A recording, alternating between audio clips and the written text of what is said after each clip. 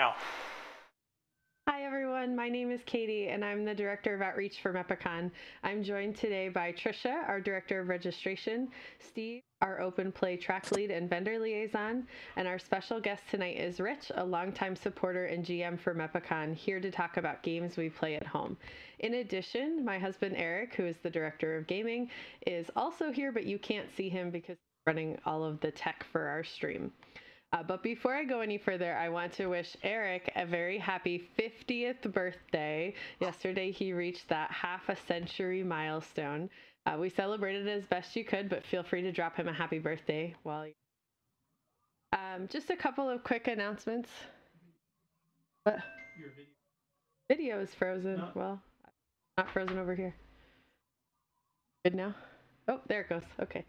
Just a couple of quick announcements before we get started with our discussion today on our favorite board games.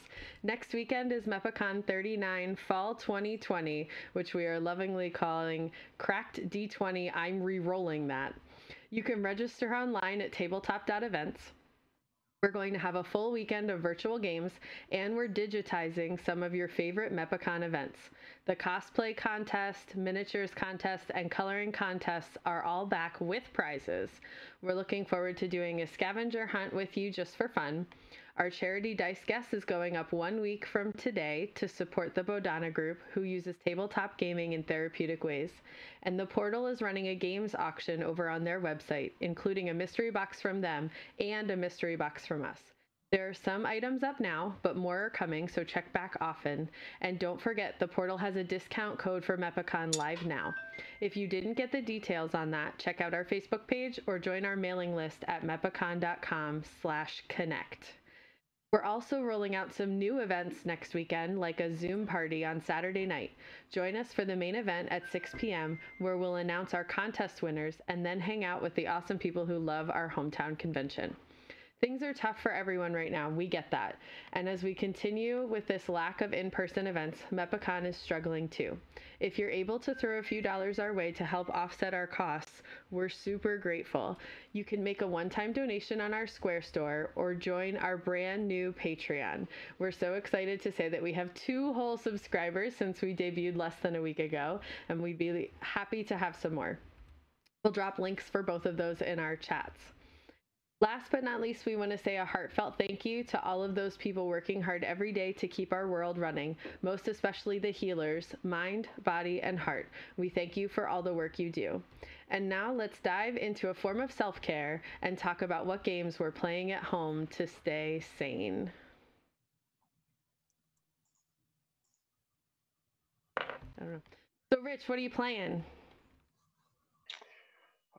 Today we played Clank Legacy Edition, but we completed that during the pandemic. So it's just one of those legacy games that we are able to continue playing after it's done. We play a lot of games. Yeah, part of the reason why I read you on Facebook, and I see some of them. Part of the reason why I thought Rich would be great for this was that they play so many games. Yeah. It's nice when you have a full enough house to do that even during quarantine. That's true. I'm very lucky that both my lads like to play games, and my wife is also joining us more during this pandemic than she ever has before. Yeah. So what I've never personally played any of the legacy games. What makes those so special or exciting for you? Legacy games grow every time you play, right? So they usually start with a base game. The most famous one is Pandemic Legacy. Right. So a lot of people know right now. right. A lot of people know Pandemic and how to play it. Well, Pandemic Legacy basically starts from that premise and then adds a whole bunch of stuff every time you play. Without going into a lot of detail, because I don't want to give up any of the secrets, there are usually boxes and envelopes and little surprises that as you hit certain milestones, you get to open up, and it fundamentally changes the game in some way, which is really cool.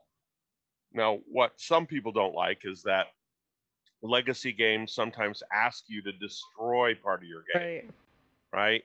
And so that wigs people out. And some legacy games aren't brilliant games after the whole series is done. But you know, I evaluate a game by how much did I pay for it initially, then how many times did I play it. So a good legacy game will have 12 to 15 plays, and I find that well worth it, because we have so much fun learning it, playing it, being with one another, working together. They're usually co-op, but not always. And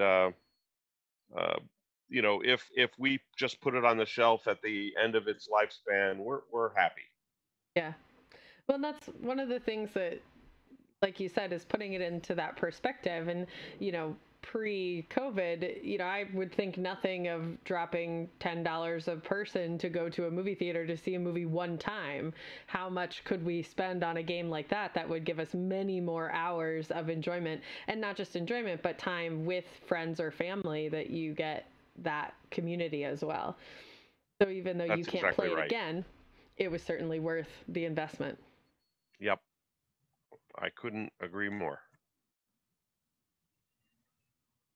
I mean, a movie is what, 2.5 hours, right. 3 if you're lucky.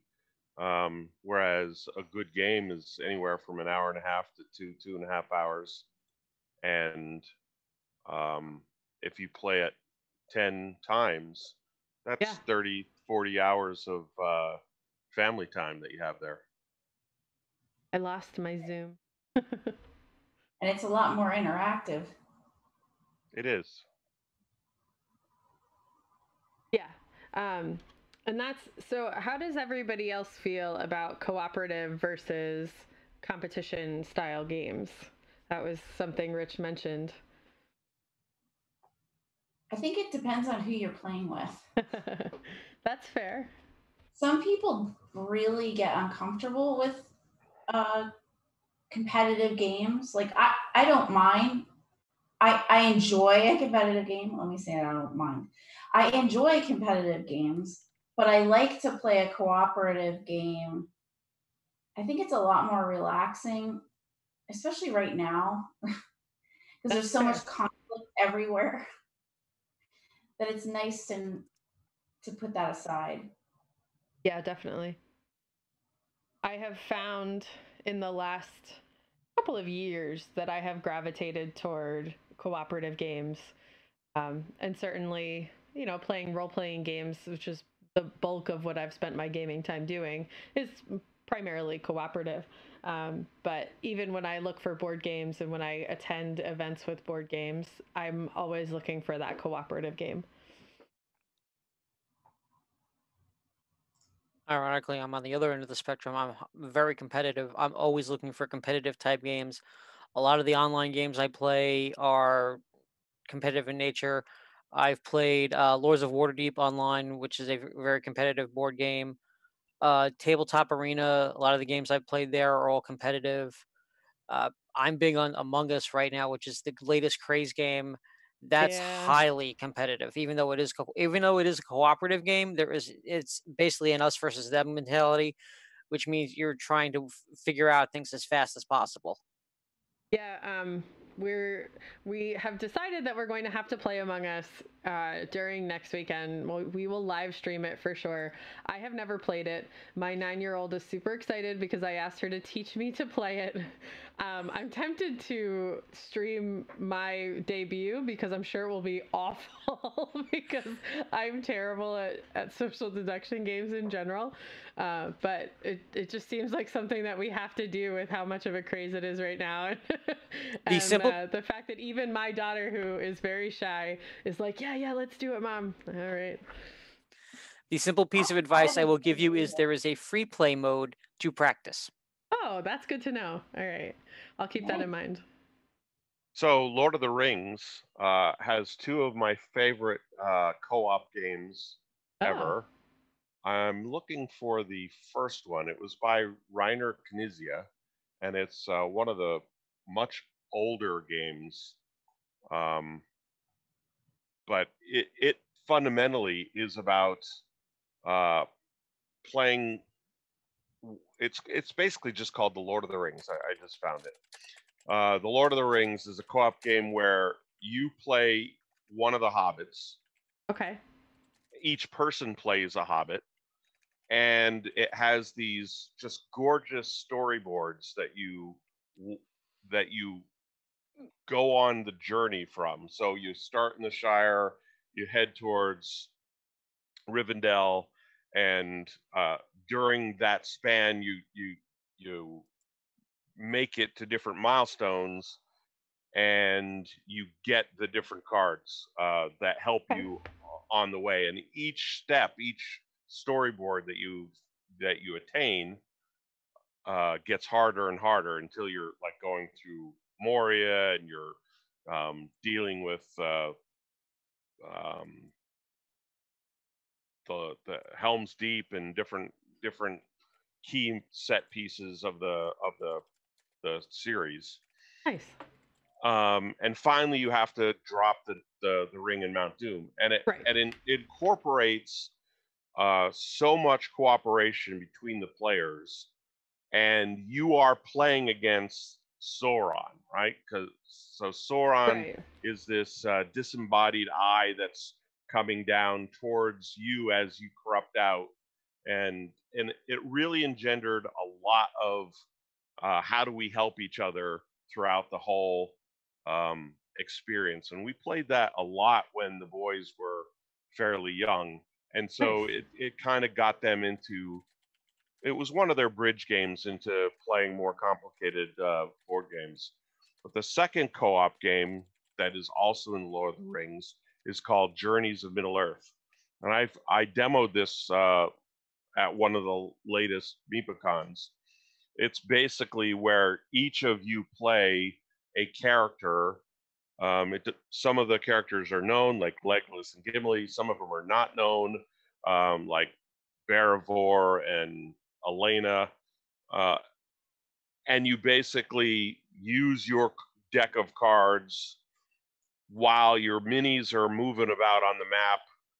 And it also incorporates an app which runs the event. Oh. And Steve, you'd probably like it because it's competitive against the monsters that are attacking you, but co-op in that you all have the same theme and goal. So two of our highest rated games are those two. That's awesome. That brings me back in years. There was a game. Yeah, obviously I've been playing games for a long time, but my parents weren't really gamers per se. But there was a Star Trek: The Next Generation interactive VCR board game, which apparently you can buy on Amazon for $80. But it reminded me of that, where now we have an app. At that time, you played a VHS tape, and you played against the Klingons, and they were trying to take over the ship, but it was a cooperative game. And that was probably one of the first games that I fell in love with as a kid. And now, of course, we have much better technology. I see a lot of questions on Board Game Geek Facebook group where they'll say, I have a young child or some young children who I want to start getting into games, but I don't know where to start. And I think co-op games are exactly where you should start, because it's not that you don't engender the, oh, you didn't win and the hard feelings about that. It's we win or lose as a collective. They get the high when everybody wins, and they see how you react when everybody loses. And so I felt it helped my boys a lot, and quite often Sauron won. So, that was pretty difficult. Yeah, that's definitely something that we have found with our daughter, who's 9. We started playing Forbidden Island with her years ago now, and she was certainly different, certainly not old enough. I think it's 10 and up, and we started playing when she was probably 7. But the fact that we could go and guide her through it allows her to access some of that more advanced material, because if she doesn't quite get the concept or the strategy or whatever, it's okay, because we can all work together to do that. So she has definitely blossomed as a gamer when we started playing cooperative games. Absolutely. The other thing that I love in terms of kids is how many, I mean, obviously there are kids board games out there, and that was certainly my first entry into board games was Candyland and Monopoly Junior and all of those standard, everybody's heard of board games. But we had a great time at PAX Unplugged last year, obviously. And one of the things that we saw was there was a great showing of board games for kids, and that were fun for us too.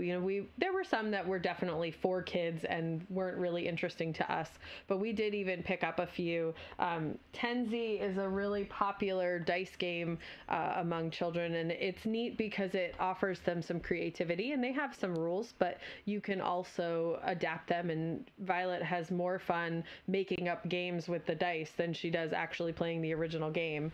And then they came out with this one, which is Slapsy, and it's word association.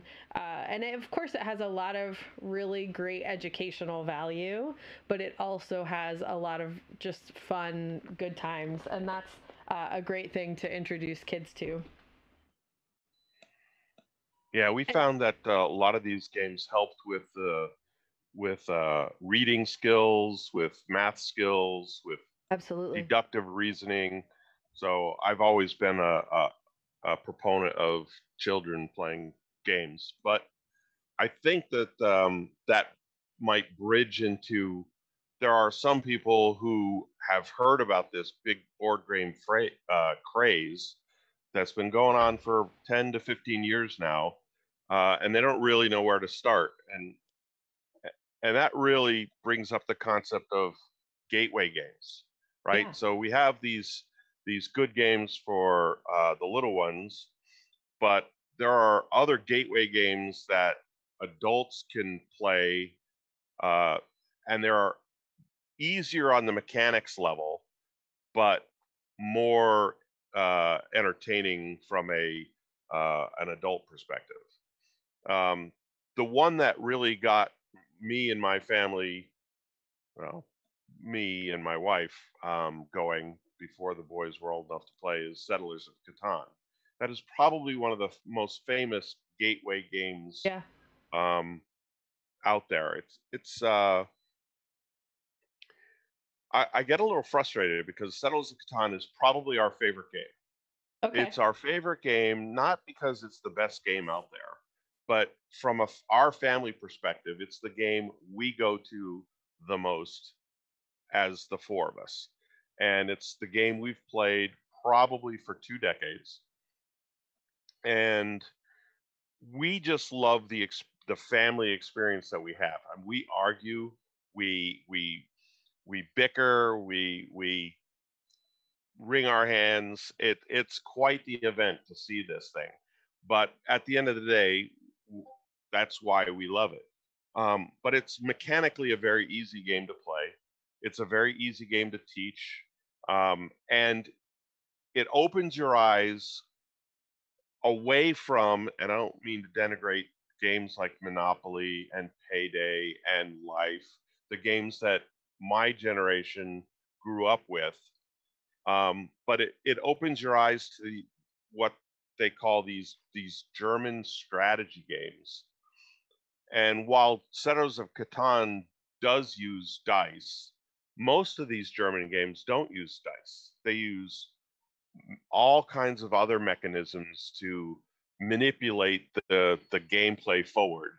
without the use of I roll 2 dice and I go as X amount of steps around the board, which is brilliant.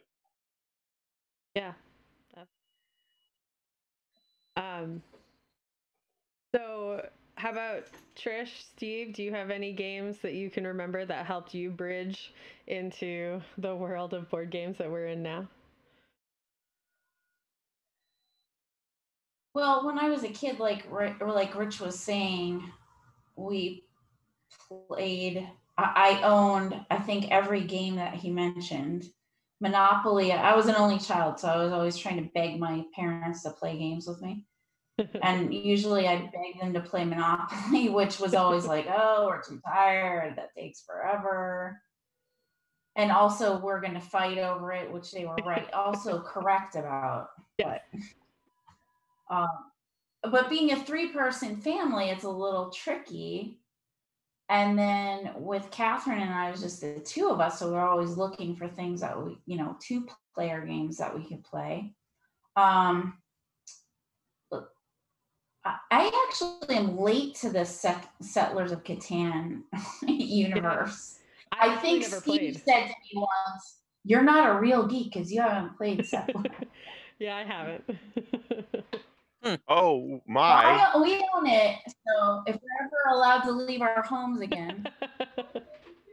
There are so many versions of Settlers online that you can play. It's ridiculous. Yep.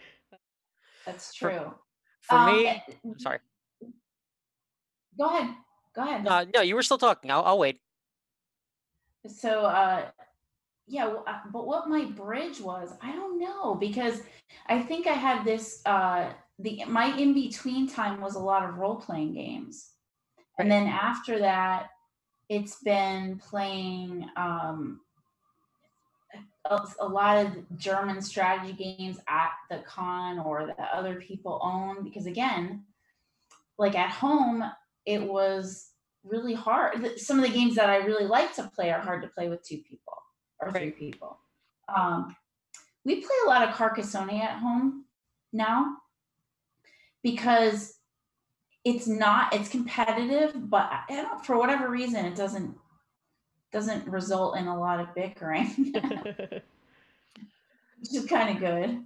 Yeah. I love to play Seven Wonders myself, and I do play that one online, Steve. Nice. Board game. Have you tried Seven Wonders Duel? I have not. That is insane. Duel is a 2-player version. Very. I gotta check that out. Yeah, it's very, very different. I just recently started playing it myself, and I've been wanting to play it. I own the actual card game.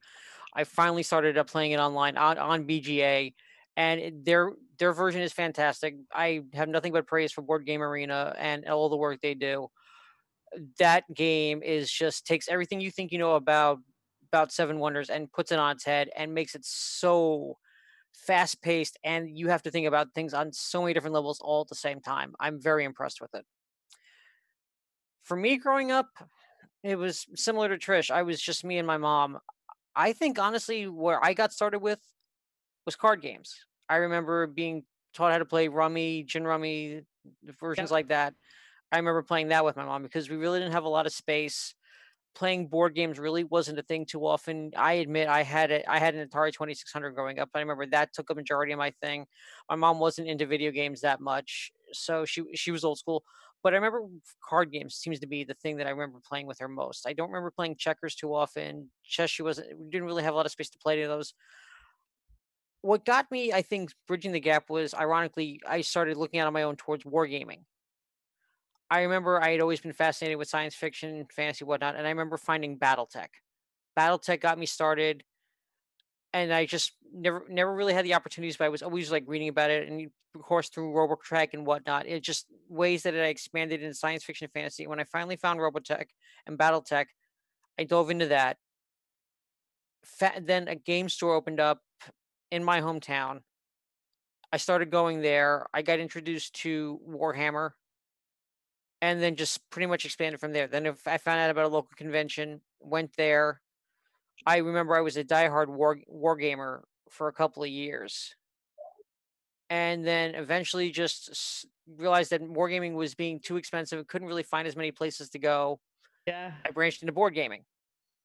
I just started, just looked over the board gaming section and said, "What are you guys doing?" Yeah. And went there. And then a couple of years later, I got so enamored with this one game, I actually looked at the game company that was actually demoing it, because all of a sudden every table at the convention was playing this one game that was everywhere, and I couldn't believe how much it become that popular. I remember when I first started going to this one con, it was 99, and there were Settlers on every table. There was like 6 or 8 games of Settlers going out when Settlers had first come out. And then like a year or so later, all the Settlers were gone and everybody was playing this other game.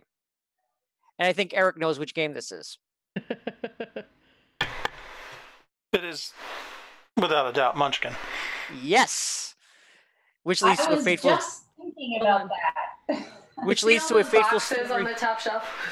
That's all Munchkin. Yeah, which leads to the fateful story about how Eric and I met, but that's a tale for another time. Yeah, similar to you, I played a lot of card games. In fact, I was talking with my mom and dad and their 2 best friends the other night, and we were talking about Pinochle, which was their favorite. And my parents' friends are currently living in Florida, so obviously getting together to play Pinochle is not happening. And so we're starting to brainstorm how we could play it virtually. Of course, we could use one of the tabletop services, but they cheat. And you can't cheat when you're playing. Steve's looking at us like crazy. They have certain tells that they have and things that they do that they've all agreed on. And they've been playing this way for probably 30 years. And so we're trying to figure out how we can bring that to them. Yeah, they have hand signals and well, even how they bid, right? I played Pinochle with my parents, and they were like, they'd get upset. Why didn't you throw that one out? Well, I bid 45. No, but that was my way of telling you. That's crazy. Yeah, I never wanted to get near that stuff. I know better. Yeah, those signals are crazy, Rich. Like my grandparents used to play with their friends. And it was like, well, I said 48, and so that meant you were supposed to throw the, it's crazy. jack of dimes.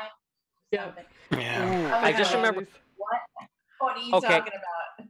I have one other memory. Okay, go ahead. Well, growing up, being a rich upper middle class white kid back in the early 80s, I went to a public pool, but the one thing I always remember was every so often wandering over and finding these 4 old ladies playing mahjong. Okay. A bunch of white ladies, but I remember them playing because it was the tiles and everything like that, and that caught me so. It was like, this is so different from anything else I've ever seen.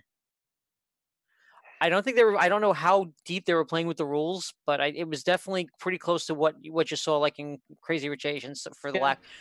But it was just seeing completely different. And I remember it was pretty close to what they were playing then. That's really cool. Yeah, we definitely have bridged that, especially with the help of conventions like MEPACON. For me, we didn't have time to play, and when we're at MEPACON for a long time, we didn't have time to play. And Eric and I kind of fell into this group that would play all day, and then they would stay up until 4 or 5 o'clock in the morning playing board games. And so that was the time I could play because I was busy until 10 o'clock, and then I could actually do things. And so I started playing with them. And my favorite absolutely was when they told me, they said, well, we have this game that breaks the laws of math. And I said, I'm a math teacher. That's not possible. And so they pulled out Schrodinger's cats. And sure enough, it breaks the laws of anything that's possible in math. It makes no sense, but it is such a fun game. And I liked it enough that I went to the portal and I said, I need 4 copies. And they got them for me. And I took them into school where I teach 8th grade math, or taught 8th grade math. And I said to the kids, I go, we're going to play a probability game. And a couple of them rolled their eyes at me and they were like, I don't want to play a stupid game, like a math game, whatever. And meanwhile, during study hall, I had given them a regular deck of cards and they were playing high-low. And I walked over and I said, so what are you playing? And they said high-low. And I said, okay, so like, you just randomly guess high or low. And they're like, no, you have to think about how many cards have come out and were they higher. And I said, oh, so you're using probability. And I just remember this one kid, he just looks at me, he goes, all right, I'll play your game. And he fell in love with it and helped me teach it to the rest of the class. It was great. But it's funny, you know, when we talked earlier about how much you can learn through games, that's one of the things that I have brought into my classroom that's been so fun, to really get the kids to connect to things like probability and problem solving through games. As a matter of fact, I wrote a paper when I was getting my master's degree, which was about how games support education. I mean, you live it, you know, because you're a teacher. I'm not a teacher, but just about every type of game can strengthen a lot of the skills and interests that we have. Absolutely. Are you interested in history? We have games for history. Are you interested in math? Are you interested in art, animals? You know, it's incredible how games could augment, you know, just life and our skills. To paraphrase, there's a game for that. Yes. There is a game for that. Yeah, I actually took a graduate course on that 2 summers ago, on using games in education and even turning your entire classroom into a game. And it was a really cool experience.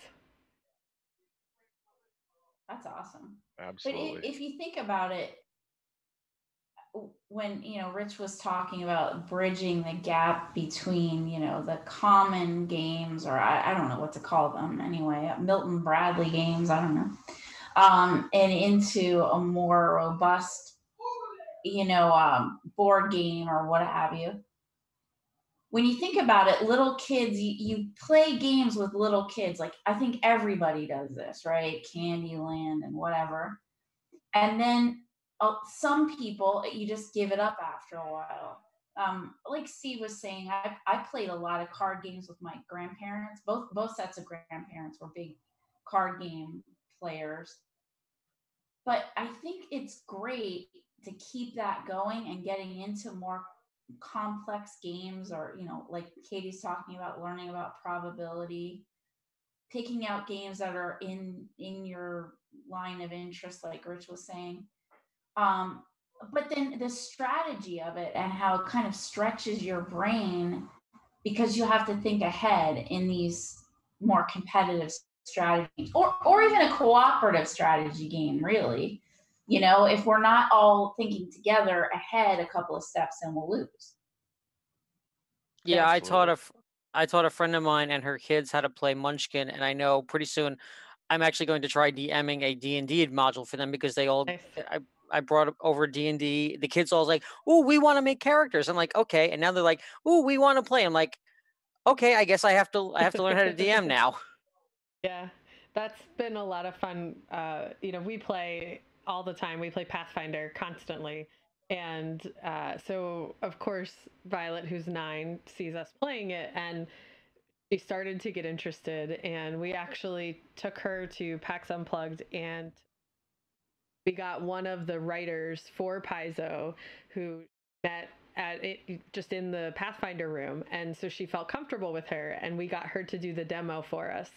And so Violet got to play her first real Pathfinder game with an actual writer from Paizo, and she ended up rolling a natural 20 on the light up D20 to kill the monster at the end of the thing. I mean, it was just a perfect introduction to role-playing games for her. And now it's hard to keep her away from the table sometimes, although she does like it when we're gaming, because she can take over the living room and watch YouTube videos of other people gaming, because that's apparently a thing that kids do now.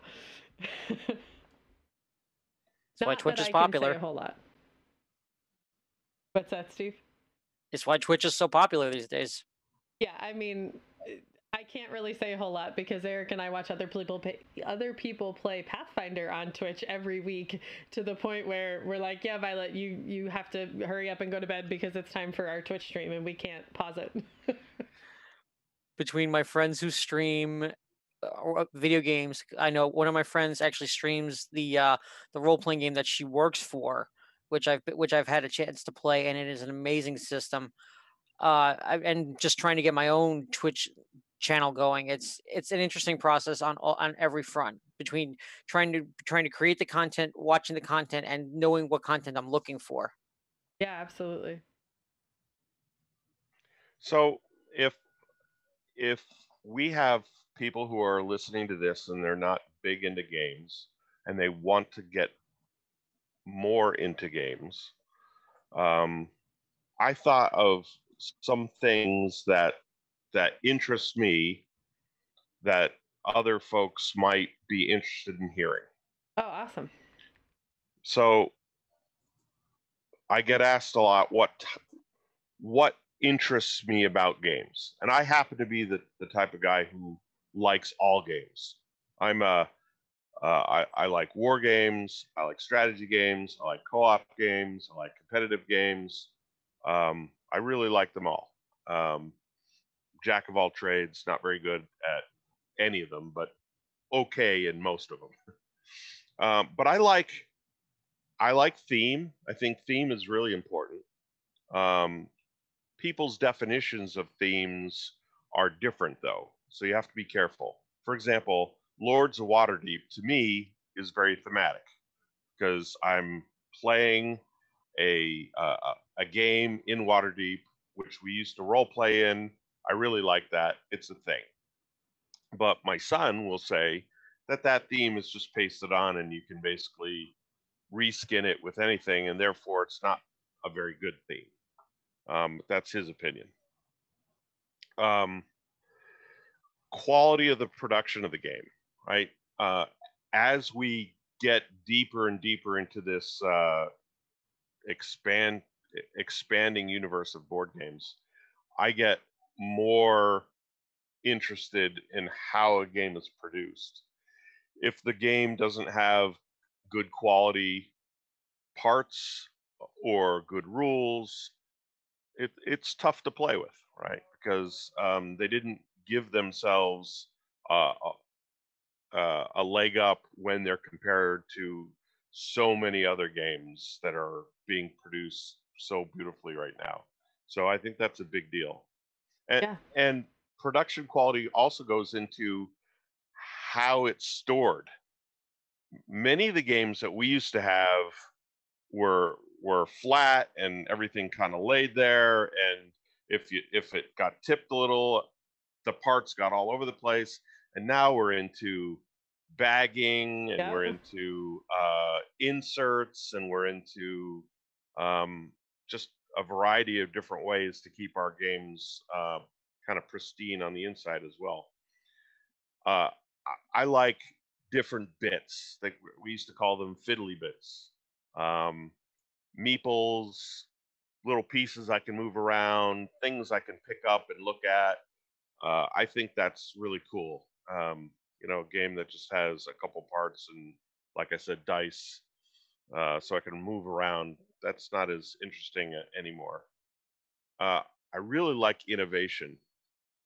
After 3 or 4 decades of playing games, I want to be surprised. I want something new. One a couple of the newer games that I've played, Nemesis for one, which is basically the movie Aliens in space, and another one called Rurik.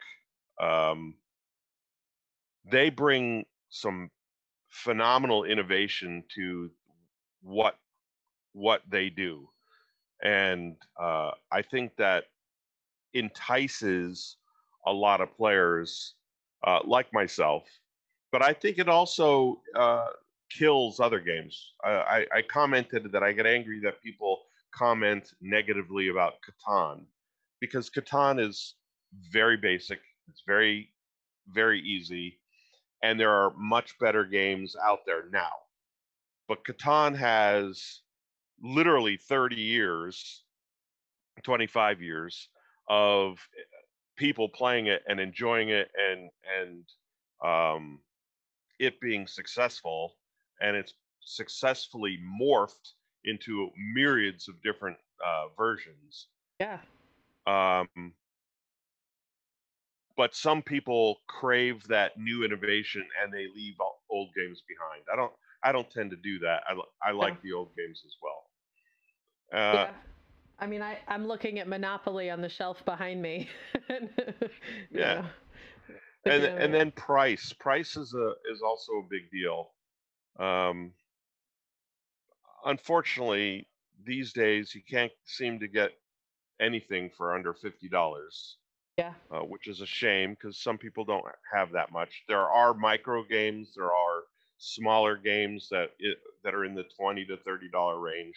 They're all really good, but beyond that, we're seeing this explosion of Kickstarter games that are coming out with so much stuff that the price tag is unbelievably high, and I think is a little off-putting. Yeah. I think there's a sweet spot for a price tag. I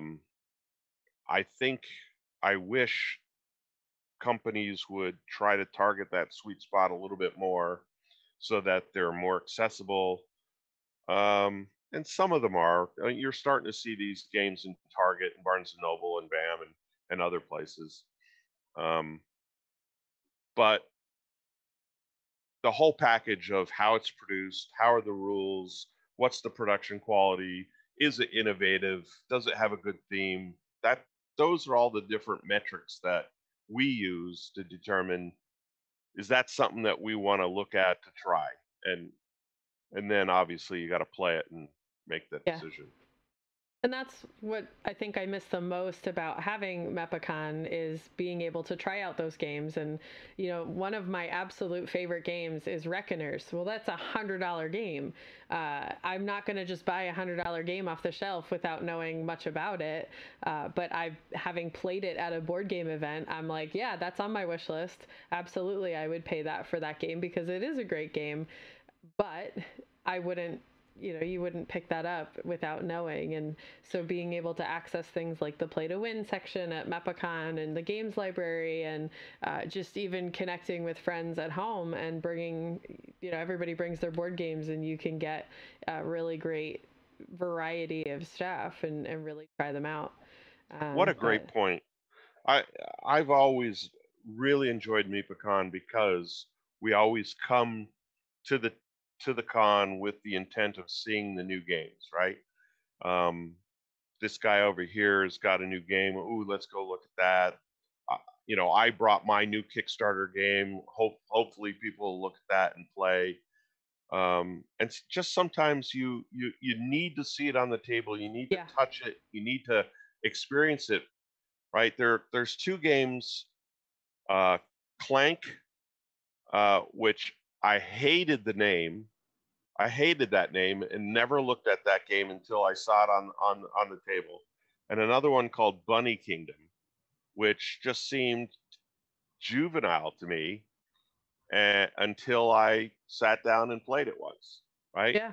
Well, as it turns out, Clank is brilliant. It's one of the most brilliant, innovative deck builder games that also has a board that you move around on that I've seen in years. I love it. We love this game. In fact, we started this off by me saying that we played the Clank Legacy version. Right. And then Bunny Kingdom is brilliant.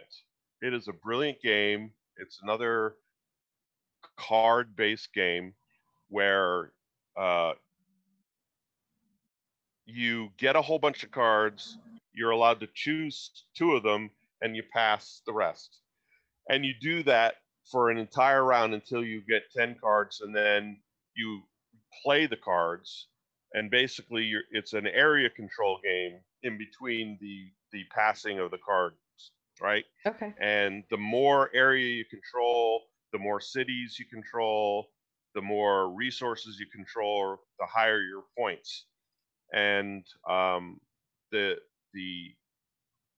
the humor that the designers made, or wove into the cards is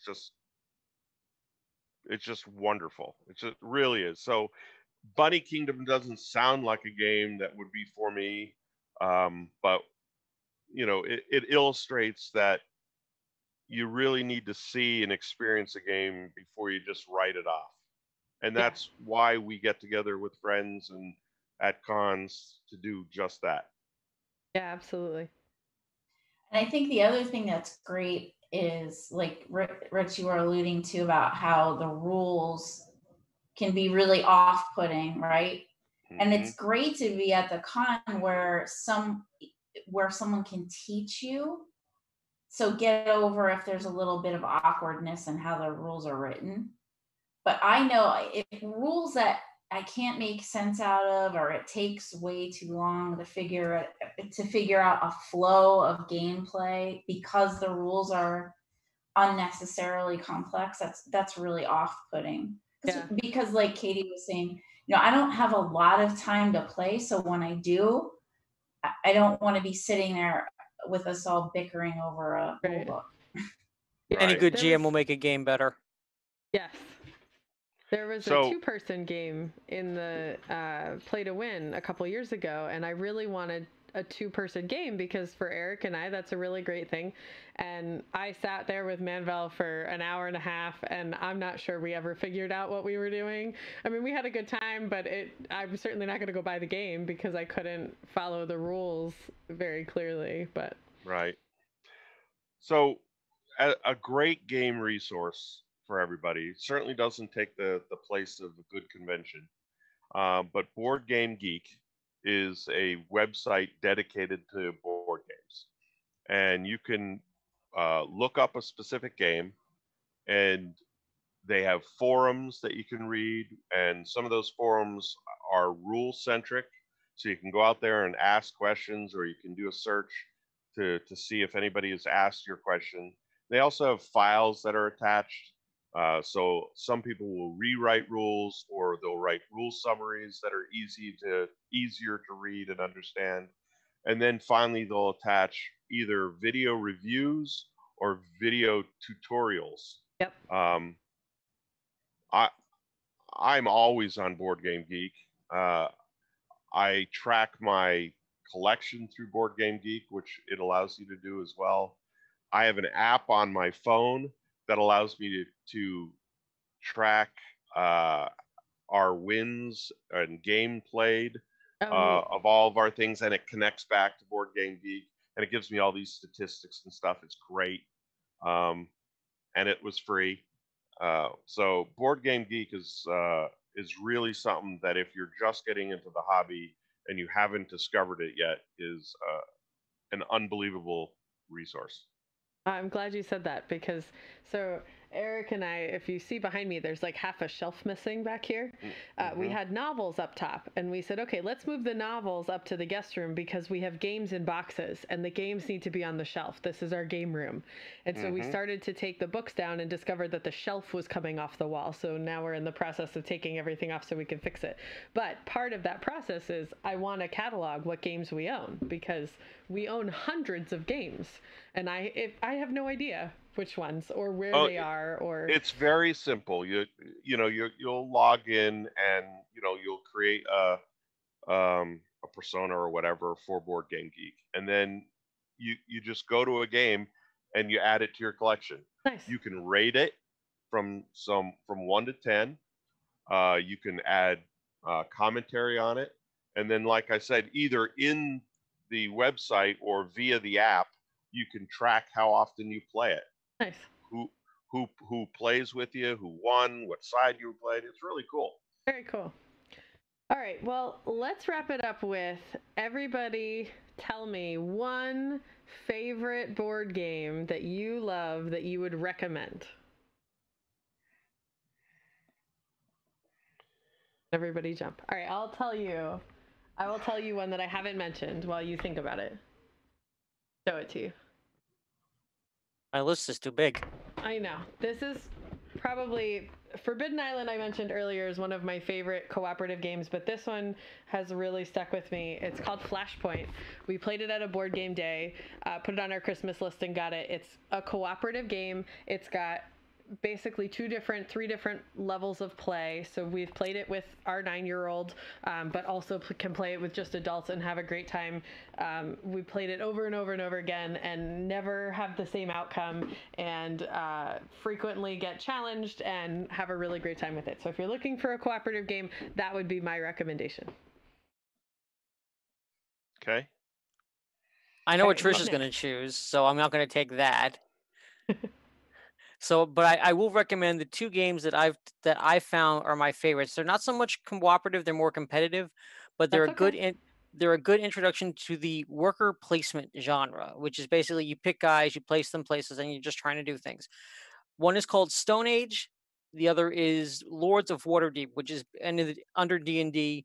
So if you're looking for something to segue from like role playing into there, it's a great way because it's D&D. You figure you've got, oh, I know this stuff. This is Dungeons and Dragons. So it's a lot of the names you'll recognize, a lot of things you'll see. And if you're looking for something where you want to find a game, I know he doesn't do it too often, but there is one series I will always recommend, which is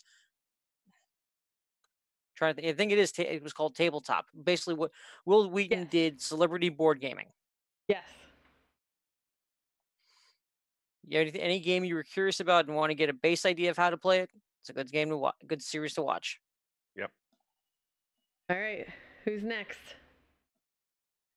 Yes, so I think Steve was alluding to me saying that I love to play Seven Wonders, which I do. But another one that's a lot of fun is, and I have a couple of different versions of this, but is Kill Dr. Lucky. One is The Island of Dr. Lucky.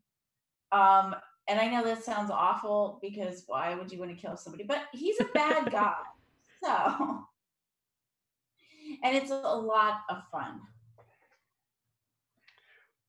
So it is not possible for me to give you one answer. I figured. I didn't prepare him for this question.